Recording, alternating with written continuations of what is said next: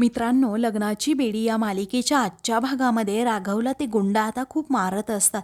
राघवच्या नाकातून तोंडातून आता जेव्हा रक्त येऊ लागतं तेव्हा सिंधू मात्र आता खूपच रडत असते आणि म्हणते, थांबा, मारू नका माझ्या राघवला प्लीज, अशी तळमळीने ती अगदी विनंती करत असते.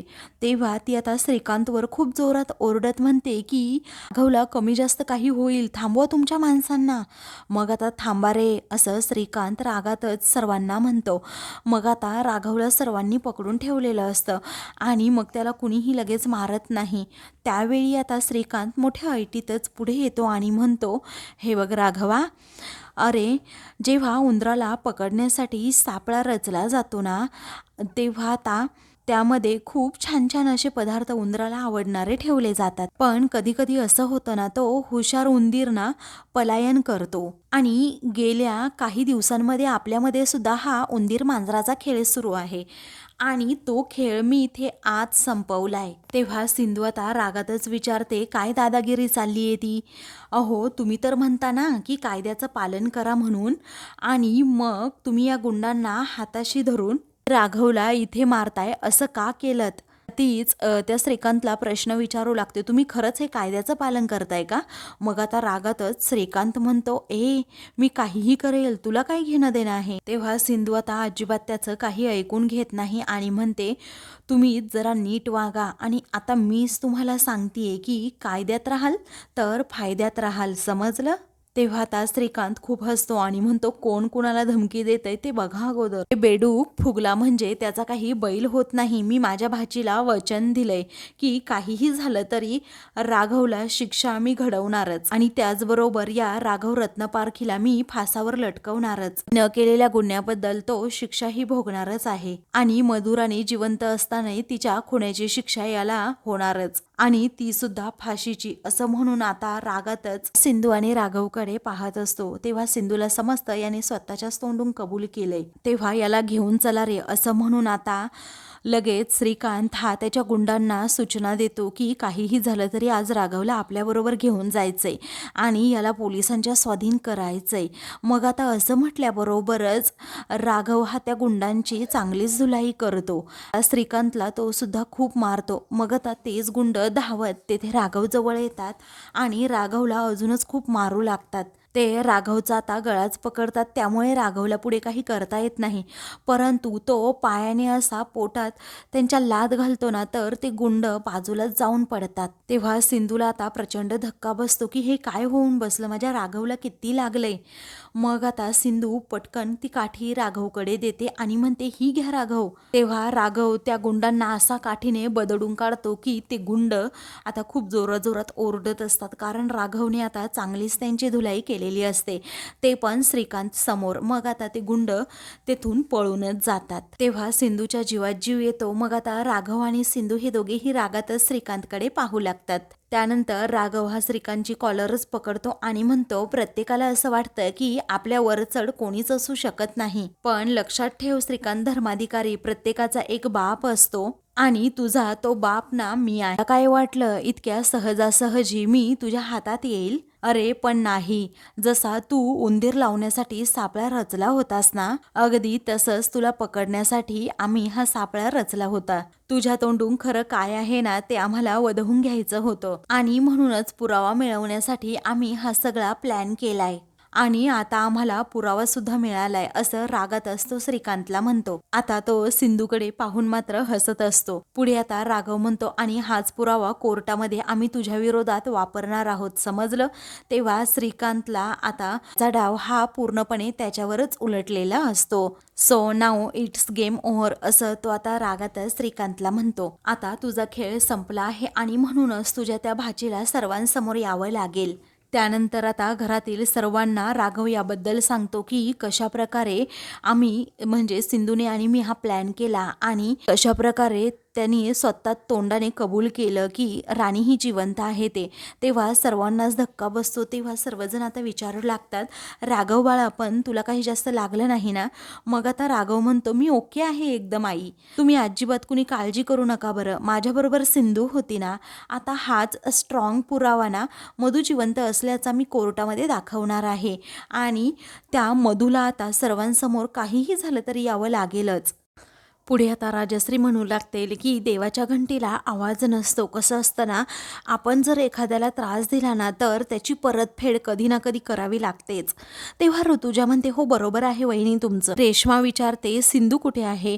मग आता राघव म्हणतो, सिंधू तो पुरावा घेऊन कमिशनर साहेबांकडे गेलीये. एकदा तो पुरावा सबमिट केला ना कमिशनर साहेबांकडे, माझ्यावर जो खुनाचा आरोप लागला आहे ना तो दूर होईल. तेव्हा राजश्री आता लगेच हात जोडते आणि म्हणते, परमेश्वरा तुझे खूप खूप आमच्यावर उपकार झाले, अशीच कृपा आमच्यावर राहू देत. पुढे आता ऋतुजा विचारते, राघव मला एक सांग बाळा, ही आयडिया कोणाला सुचली? राघव विचारतो, ऋतुजा काकी तुला काय वाटतं कोणाला सुचली असेल?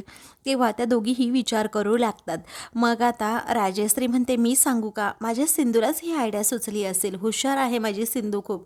मग राघव म्हणतो, हो बरोबर, तुझ्या सिंधूलाच ही आयडिया सुचली होती. तेव्हा रेश्मा म्हणते, तिला ह्या आयडिया कुठून सुचतात ना कळतच नाही.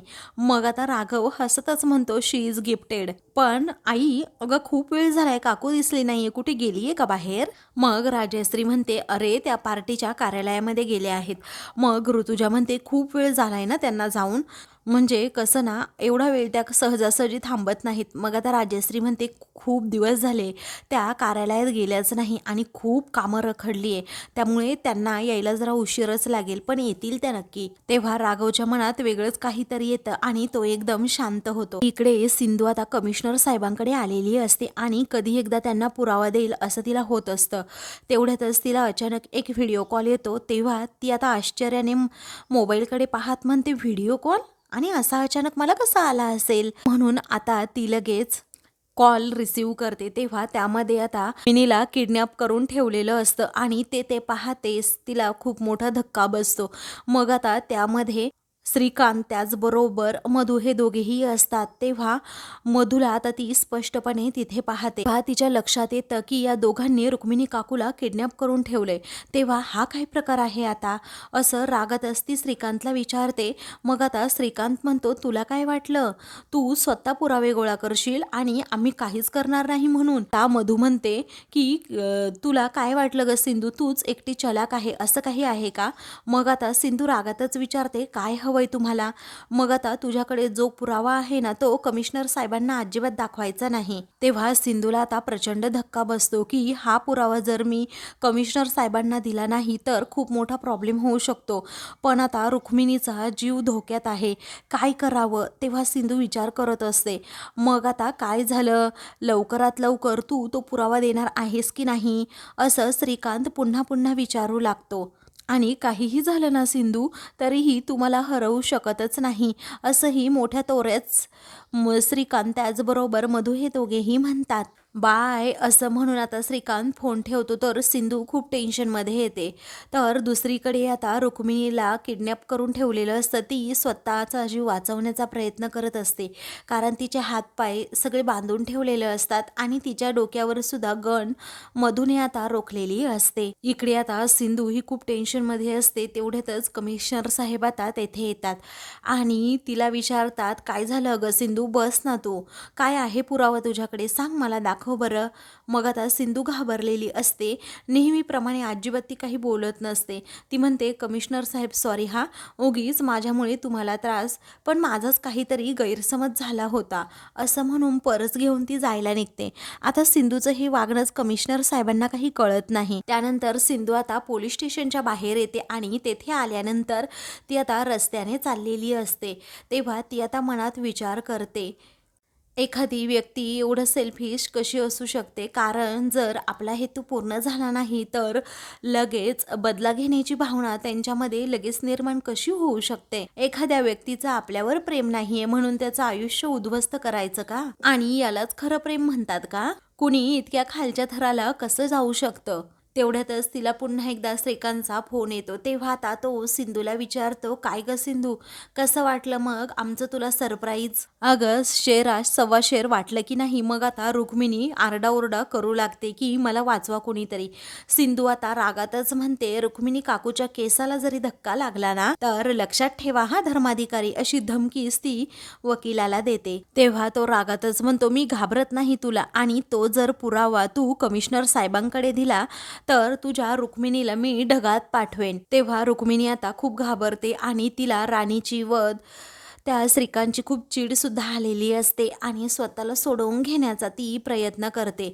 पुढे आता मधू रुक्मिणीवर हसत असते, तर आता श्रीकांत हा म्हणतो, ही फक्त धमकी नाहीये आणि मी जे बोलतो ते करूनच दाखवतो. तेव्हा सिंधू रागातच विचारते, काय हवंय काय तुम्हाला? श्रीकांत आता हसतो आणि म्हणतो, आता कशी मुद्द्यावर आली? हे बघ, मला काय हवंय तुला तर चांगलंच माहीत आहे. आता समोरून एक माणूस येत असेल बरोबर, मग आता ती समोर पाहते तर समोरून एक काळ्या रंगाची कपडे घातलेला आणि काळाच मास्क लावलेला त्याचाच माणूस येत असतो. ती म्हणते, हो आलाय, मग काय करायचं?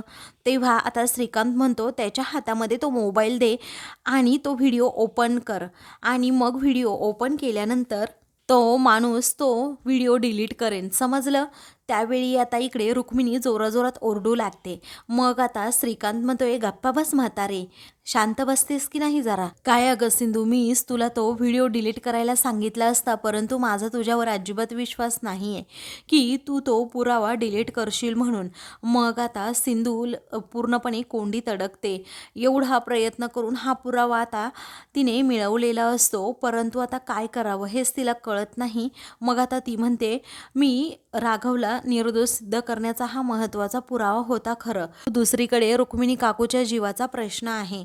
तेव्हा श्रीकांत आता तिच्यावर दबाव टाकण्याचा प्रयत्न करतो, अजिबात विचार करू नको, हे बघ, नाही तर अजिबात तुझी ही सासू आहे ना, ती पुढचा श्वाससुद्धा घेणार नाही, डायरेक्ट मी विनायकाकडे पाठवेन तिला, असं म्हणून तो आता फोन कट करून टाकतो. तेव्हा आता सिंधू लगेच त्या माणसाकडे तो मोबाईल देते आणि रुक्मिणीचा जीव वाचवण्यासाठी खूप मोठा निर्णय घेते आणि मग तो लगेच तो व्हिडिओ डिलीट करून टाकतो. तो व्हिडिओ डिलीट केल्यानंतर सिंधू पूर्णपणे घाबरून जाते. आता काय करायचं पुढे? आता रुक्मिणी काकूचा जीव तर वाचेल, परंतु पुरावा कुठून आणायचा हा प्रश्न तिच्या मनात येतो. मग आता तेवढ्यातच पुन्हा एकदा श्रीकांतचा कॉल येतो. तेव्हा श्रीकांतचा कॉल आल्यानंतर सिंधू तो नाईलाजाने कॉल रिसीव करते आणि म्हणते की कसं आहे ना, आता मी तो व्हिडिओ डिलीट केला आहे, अजून काय हवं आहे तुम्हाला? आता श्रीकांत तिला म्हणतो, खरंच तुला तुझ्या माणसांची ना खूप कदर आहे, काळजी आहे, तू माझा शब्द पाळलास, आता मी तुझा शब्द पाळतो, आता लवकरच तुझी काकू ही घरी पुन्हा येईल. तेव्हा सिंधू आता पटकन फोन कट करते आणि रुक्मिणी काकू अगदी सुखरूप आहेत म्हणून देवाचे आभार मानते. तर दुसरीकडे आता रुक्मिणी खूप रडत असते. त्यावेळी आता मधू तिच्याकडे पाहतच राहते, तर श्रीकांत देखील आता हसतच तिच्याकडे पाहतो. इकडे आता राघव हा खूप टेन्शनमध्ये असतो आणि रागातच म्हणतो, दिवसेंदिवस ना या मधूची हिंमत खूपच वाढत चालली आहे. आज तिने रुक्मिणी काकूला किडनॅप केलंय, तेव्हा घरातील सर्वजणी देखील टेन्शनमध्ये असतात. राजश्री म्हणते, हो ना, आणि या घरात सर्वात जास्त लाड तिचे कुणी केले असतील ना तर ते आपल्या वहिनीने केले आहेत. अगदी मुलीसारखं तिच्यावर प्रेम केलंय आणि ती बघा कशी पांग फेडतीये वहिनीची आता. तेव्हा राणी ना उलट्या काळजाची आहे असं ऋतुजा म्हणते. तेवढ्यातच आता सिंधू रुक्मिणीला घेऊन तेथे येते. रुक्मिणीची अवस्था खूप वाईट झालेली असते, कारण आता तिच्या अंगात अजिबात ताकद नसते आणि तिला धड चालता सुद्धा येत नसतं. तेव्हा सिंधूने हाताला पकडूनच तिला घरात आणलेलं असतं. घरात सर्वजण हॉलमध्ये आता उभे असतात. त्याचवेळी रेश्मा आता रुक्मिणीला पाहते आणि विचारते, काकू तुम्ही आलात? त्याचवेळी आता राजश्री लगेच तेथे येते आणि म्हणते, वहिनी, अहो तुम्हाला त्या राणीने जास्त त्रास तर नाही दिला ना? म्हणजे तुम्हाला बांधून वगैरे तिने ठेवलं तर नव्हतं ना? असे अनेक प्रश्न आता ती करू लागते. त्याचवेळी आता रुक्मिणी एकदम शांत असते, ती काहीही बोलत नाही. तेव्हा राघव म्हणतो, आई अगं जरा शांत राहा. तेव्हा मला अगोदर काकूशी बोलू देत, असं राघव म्हणतो आणि रुक्मिणीला विचारत असतो, एक्झॅक्टली तिथे काय घडलं ना काकू, ते मला तू सांग आता. तुला कुणी काही केलं नाही ना, तुला कुणी काही बोललं तर नाही ना. तेव्हा रुक्मिणीला अचानकच रडू येतं आणि ती राघवसमोर हात जोडते. तेव्हा सर्वांना धक्काच बसतो की रुक्मिणी अशी का हात जोडत असेल. कुणाला काही माहीत नसतं. राघव आता हात खाली घेतो आणि रुक्मिणीला विचारतो, काकू अगं असं का करतेस तू, काय झालंय एवढं. रुक्मिणी आता रडतच म्हणते, राघवा ऐक ना रे, माझ्यामुळे राणीला पकडण्याची सुवर्णसंधी तुमच्या हातून गेली. तेव्हा राघव म्हणतो, हे बघ काकू, अजिबात यावर तू विचार करू नकोस. आता जे काही घडलं ना काकू, त्यामध्ये तुझी काहीच चूक नव्हती. तेव्हा रेश्मा म्हणते, काकू अहो ती राणी कशी आहे ना, हे सगळ्यांना आता कळून चुकलंय. तेव्हा रुक्मिणी आता अजूनच रडत असते आणि सिंधूला म्हणते, आय एम सॉरी सिंधू, अगं माझ्यामुळे तुमचा पुरावा तो त्यांनी डिलीट करायला सांगितला आणि मी नसते ना तिथे तर कमिशनर साहेबांना तुला तो पुरावा सुद्धा देता आला असता. पुढे सिंधूची माफी मागतच आता काकू म्हणत असते की मी तुझी, राघवची, आपल्या घरातील सर्वांची, तुझ्या मुलांची सुद्धा गुन्हेगार आहे. तेव्हा सिंधू म्हणते, काकू प्लीज असं बोलू नका ना, जे काही घडलं त्यामध्ये तुमची चूक नाहीये. तेव्हा रुक्मिणी म्हणते, पण मी या घराची कुटुंब प्रमुख आहे, मी अधिक जबाबदारीने वागायला हवं होतं, कारण राघवला मी माझा मुलगा मानते ना. मग आज माझ्यामुळे माझ्या मुलावर लागलेला एवढा मोठा खोटा आरोप माझ्यामुळेच दूर होऊ शकला नाही. असं म्हणून रुक्मिणी आता खूपच रडू लागते. एवढा मोठा पुरावा आपल्या हातून गेला, मी राघवची आई म्हणायच्या लायकीचीच नाही, असं रुक्मिणी स्वतःला दोष देत आता म्हणत असते. तेव्हा आता सिंधू म्हणते, प्लीज काकू असा विचार करू नका ना तुम्ही, आणि असं अजिबात बोलायचं नाही हा. आणि राघव निर्दोष आहेत ना, हे लवकरात लवकर सुद्धा सिद्ध होईल. आणि घरातल्या प्रत्येकाला म्हणजे राघवला सुद्धा हेच वाटतंय की मी जे केलं ते योग्य होतं. त्यामुळे प्लीज प्लीज तुम्ही स्वतःला असा दोष देऊ नका, असं ती रुक्मिणीला आता समजावू लागते. तेव्हा राजश्री म्हणते, हो वहिनी, राघव आणि सिंधू बरोबर बोलतायत, पण आता पुढे काय करायचं. तेवढ्यातच सिंधूच्या मोबाईलवर आता कमिशनर साहेबांचा कॉल येतो. तेव्हा आता ती सर्वांना सांगते, कमिशनर साहेबांचा फोन आहे. राघव म्हणतो, कॉल रिसीव्ह कर आणि बघ ते काय म्हणतायत. तेव्हा सिंधू आता लगेच कॉल रिसीव्ह करते आणि विचारते, काय झालं कमिशनर साहेब. तेव्हा ते म्हणतात, अपघातामध्ये जी बॉडी सापडली होती तिचं DNA टेस्ट करण्यासाठी आम्ही ती बॉडी पाठवली आहे. 3-4 दिवसांमध्ये रिपोर्ट येतील आणि हेच सांगण्यासाठी मी तुला कॉल केलाय. मग पाहूयात पुढे काय करायचं, चालेल ना सिंधू. मग आता सिंधू म्हणते, हो सर चालेल, असं म्हणून ती आता फोन ठेवते. तेव्हा काय म्हणाले कमिशनर साहेब, असं रुक्मिणी आता जेव्हा विचारते. तेव्हा आता सिंधू म्हणते, अपघातामध्ये जी जळालेली बॉडी सापडली आहे ना, तिची DNA टेस्ट करण्याची मागणी श्रीकांत धर्माधिकारी यांनी केलेली आहे आणि त्याचे रिपोर्ट्स येत्या 3-4 दिवसांमध्ये येतीलच. तेव्हा राघव आता एकदम शांत होऊन जातो आणि मग नंतर सर्वांना त्याची काळजी वाटते की आता पुढे काय होणार. पुढे आता राघव म्हणतो, ही सगळी ना माझीच चूक आहे, मीच त्या मधूवर विश्वास ठेवला, त्या मधूला माझी मैत्रीण मानलं आणि तिने माझा विश्वासघात केला, हे सगळं माझ्यामुळेच झालं आहे, असं म्हणून तो सर्व दोष आता फक्त आणि फक्त स्वतःलाच देत असतो. ती मधू एवढं नीच वागेल ना, असं स्वप्नातही मला वाटलं नव्हतं. राघव आणि सिंधूला आता खूप टेन्शन आलेलं असतं की 2-3 दिवसात जर आता ते DNA टेस्टचे रिपोर्ट आले तर पुढे काय करायचं. कारण आता DNA टेस्टमध्ये जर तो राघव नसतोच आणि जर राघवची घरी येऊन चौकशी केली तर खूप मोठा प्रॉब्लेम होऊ शकतो. यावर काहीतरी नवीन सोल्युशन काढायलाच हवं, असं सिंधूच्या आता मनात येतं आणि ती ते सोल्युशन आता काढणार असते. घरातील सर्वांची तळमळ तिला बघवत नसते. तर आता मित्रांनो, पुढील भागामध्ये मधू ही श्रीकांतला हसतच म्हणते, आता बघूयातच आपण मामा, ती सिंधूना राघवला कशी वाचवते. त्याचवेळी आता मामा म्हणतो, DNA टेस्टचे रिपोर्ट येतीलच ना आता, असं सिद्ध होईल ना की ती बॉडी राघवची नाहीच आहे, त्यामुळे ती सिंधूना आता जेलमध्ये जाणार आहे. तेव्हा त्या दोघांनाही असं वाटतं की आता सिंधू आणि राघव हे दोघेही जेलमध्ये जाणार आणि मग याच विचाराने तो मामा आणि त्याचबरोबर मधू हे दोघेही खूप खुश असतात. दुसरीकडे घरातील सर्वजण टेन्शनमध्ये आहेत, हे सिंधूला पाहवत नाही. मग आता ती सर्वांना जवळ बोलवते आणि एक प्रॉमिस करते की DNA टेस्टचे रिपोर्ट येण्या अगोदर मी तुम्हाला प्रॉमिस करते, सर्वांना वचन देते की त्या अगोदरच मधू जिवंत आहे हा पुरावा मी कमिशनर साहेबांकडे नेऊन देईल आणि राघव निर्दोष आहेत हे सत्य मी सर्वांसमोर आणेनच, हा माझा शब्द आहे. सर्वजण तिच्यावर विश्वास ठेवतात. अशाच मालिकेंचे पुढील भाग पाहण्यासाठी चॅनलला सबस्क्राईब करा.